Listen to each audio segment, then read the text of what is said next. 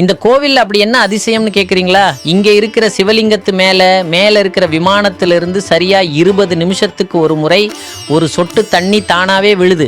இதுக்கு எந்த பைப் கனெக்ஷனும் கிடையாது. நம்ம முன்னோர்கள் சந்திரகாந்த கல்னு சொல்லப்படுற ஒரு அபூர்வமான கல்லை வச்சு இந்த விமானத்தை கட்டியிருக்காங்க. அது காற்றுல இருக்க ஈரப்பதத்தை உறிஞ்சு இப்படி தண்ணியாக மாற்றி சிவனுக்கு இயற்கையாகவே அபிஷேகம் பண்ணுது. நினச்சி பாருங்க, டெக்னாலஜி இல்லாத காலத்திலேயே எவ்வளோ பெரிய இன்ஜினியரிங் பண்ணியிருக்காங்கன்னு. அடுத்ததா, இது ரொம்ப ரொம்ப பவர்ஃபுல்லான குரு பரிகார ஸ்தலம். மற்ற கோவில் எல்லாம் குரு பகவான் உட்காந்துட்டு தான் இருப்பார். ஆனால் இங்கே மட்டும்தான் அவர் ராஜகுருவாக நின்றுட்டு இருக்கார். ஏன் தெரியுமா? தன்னை நம்பி வர்ற பக்தர்களோட கஷ்டத்தை தீர்க்க உடனே ஓடி வரணும்னு தயார் நிலையில் நிற்கிறாராம்.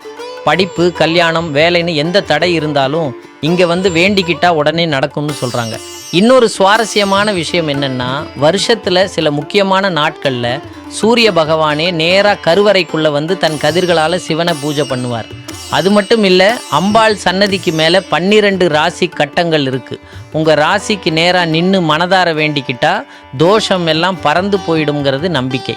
உலகமே பிரளயத்தில் தண்ணியில் மூழ்கினப்போ ஒரு மேடு, அதாவது ஒரு திட்டு மாதிரி அழியாமல் நின்ன இடம் தான் இது.